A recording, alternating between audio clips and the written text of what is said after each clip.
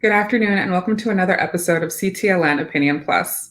As you know, this is a space for Latinos, our concerns and questions we might have. This week, we are talking about consumer protection, and we are talking to Michelle Seagull, the Commissioner of the Connecticut Department of Consumer Protection. Thank you for joining us. Thank you for having me. Good morning.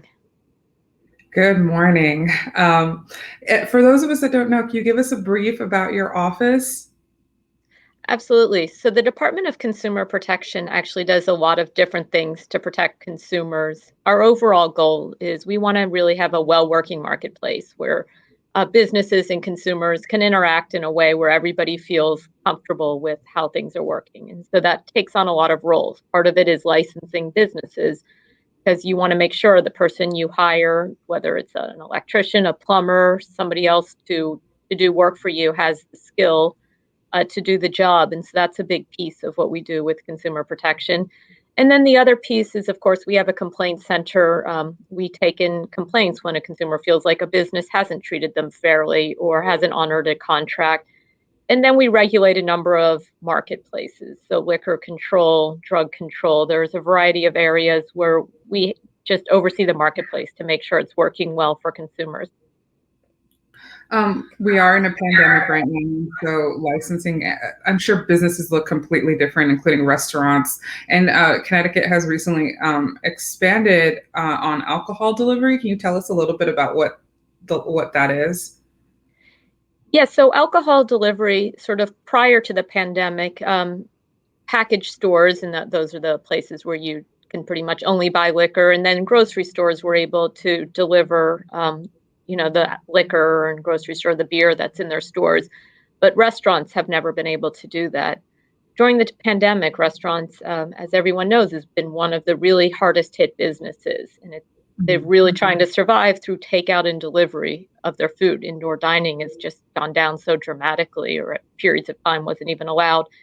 And so one of the things the governor did to try to help the industry was to allow them, if you're, um, providing somebody a delivery of their food, you can deliver a drink with it as well. So um, that's been a really important thing to help restaurants. And so far, it's been going well. The restaurants, have been acting responsible with that. It seems to be something consumers really enjoy. Is getting a drink with their with their food that's being delivered. So it's actually now being considered in the legislature whether that should be a more permanent part of Connecticut's landscape.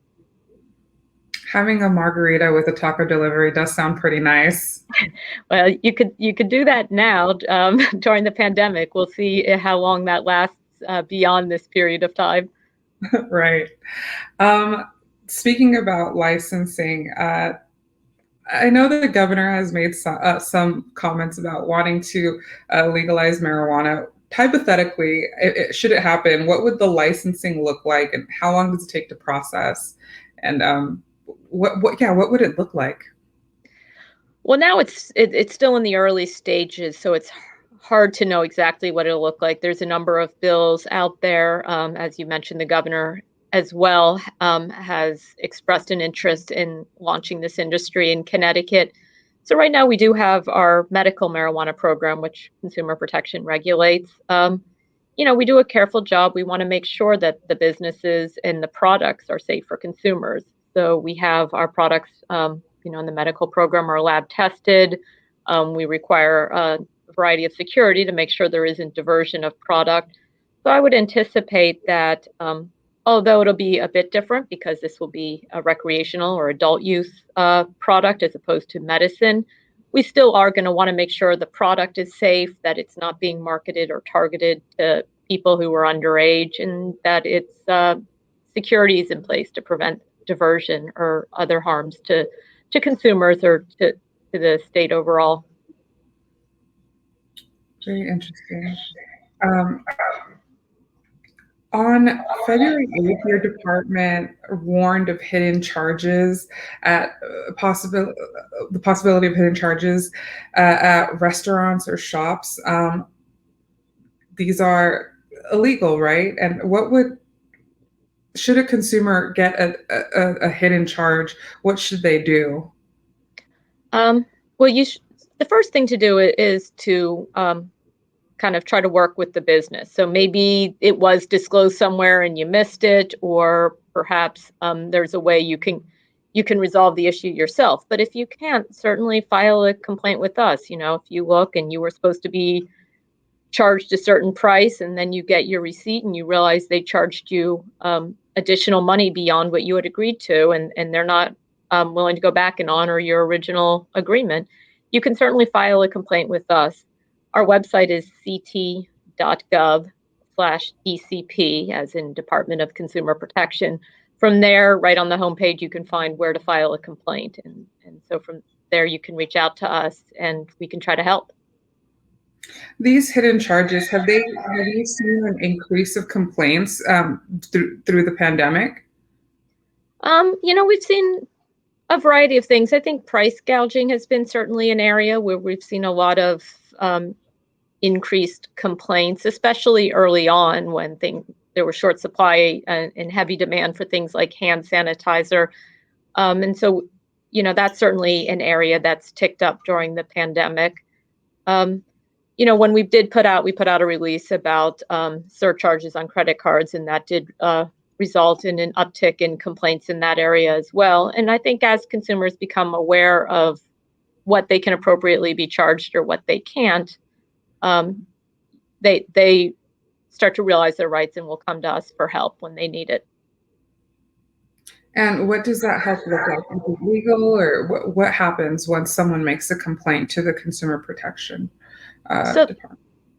A number of things, and we really take complaints on a wide variety of areas. So, and sometimes somebody may be complaining about a person they were doing business with who we license or register. So, for example, we get a lot of complaints about home improvement contractors. In those instances, we really have the contractor has a registration with us. So we have a little bit more of an opportunity to get them to try to hopefully come to terms with the consumer. Because that's our first goal, is to try to work it out and mediate the dispute, so that everybody can leave happy and people get what they want, or what they, fairly deserve based on whatever the arrangement was. In other instances, let's say we can't work it out, and what we've seen is a pattern or a practice of really bad behavior for a specific business. Then we may investigate deeper and may say, okay, we maybe haven't been able to solve this one specific person's problems, but there's a lot of people having a problem with this business. We need to take a deeper look and look into it. And that investigation could eventually result in us taking legal action, more just on behalf of the state, and to try to get that business into compliance with the law so that they're treating everybody fairly. Other instances, if it's a credential holder, for example, again, and they're not following the law and doing the right thing, we could also take action against their credential. So if somebody, has a license with us, let's say it's a pharmacist, and we're getting a lot of complaints about prescription error, and there seems to be a problem there, we could at some point either, take away a license or do something to stop that. A lot of people are independent contractor in several fields, the gig economy, essentially.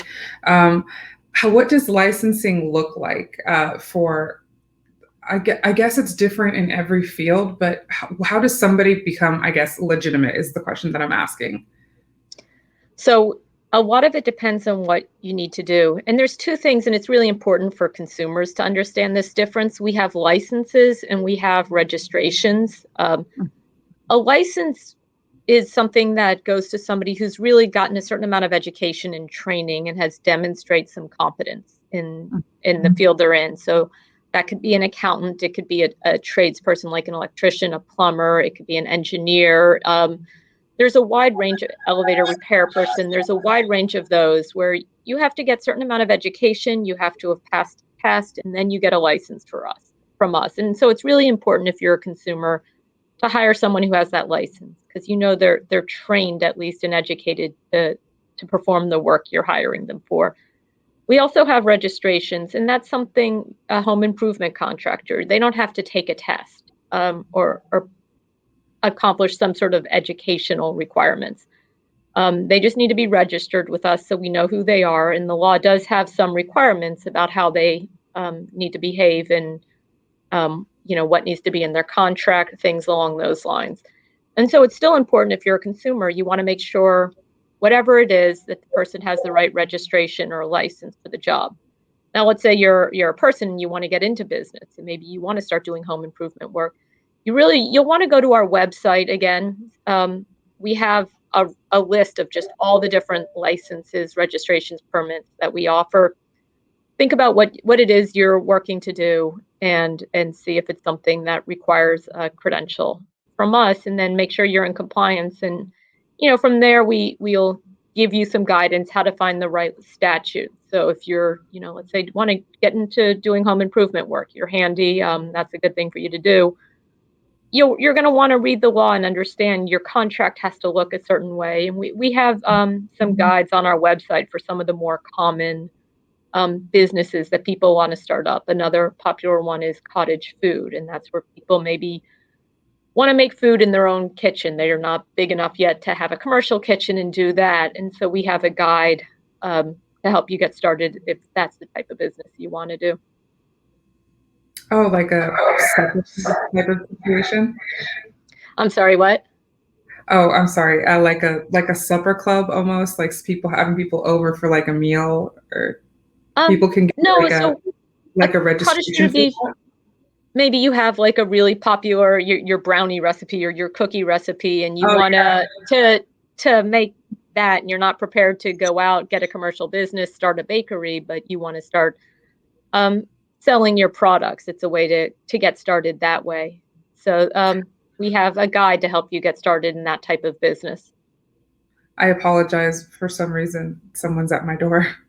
Oh, Um, no problem. It is our new world. yeah. I guess my last question is, could you tell us about the Connecticut Unfair Trade Practice Act very briefly? Yeah, so it's a really broad law, and it's one that consumer protection can enforce. It's also one, there is a private right of action, so it's something that consumers themselves can use.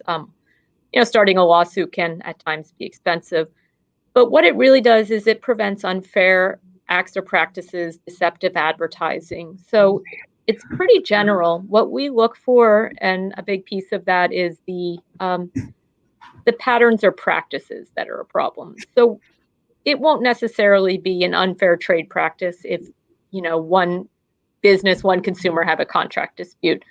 But if we're seeing is over and over again, the same consumers are having the same challenges, or we see an advertisement and it just doesn't match up with what's being sold, and it's going out. So now you're doing this to a lot of consumers. That's one where we would take interest and consider whether we want to bring an act, or start an investigation. And there's also built into a lot of the laws we enforce very specific conduct that's just declared to be an unfair trade practice. So if a business does this, their contract doesn't have the terms and conditions that are required, that may be automatically pretty much a violation of the Unfair Trade Practice Act. And so we would take a look at things like that as well. I think it's so good that these departments are in place to protect consumers and businesses, and to make sure that when people hire somebody, they know that they are licensed or registered. That's so good to know. Yeah, thank you. It's definitely an important piece of it. Like, our job is not to put people out of business, but we do want the marketplace to be working well, because that's where consumers are best off, is when they can go out there and have some confidence that the person they hire is trained to do the job, that the laws are being followed. And likewise, it's good for business. If you're following the rules, you don't want to be undercut by somebody who's cutting corners and getting away with it. So we really try to find that balance so that overall people can be out there and feel safe in what they're doing. Thank you for joining us, Michelle. It's been very enlightening, and I learned a lot. So thank you very much. Well, thank you for having me and helping give attention to some of the work we do. You have a great rest of your day. Thank you. You too. That's all the time we have for today. Thanks to Michelle Seagull for joining us. And tune in next week for another episode. Follow us on Twitter at CTLN Latino News and Instagram at CT_Latino News. My name is Savani Campos. I'm with CTLN Opinion Plus. See you next time.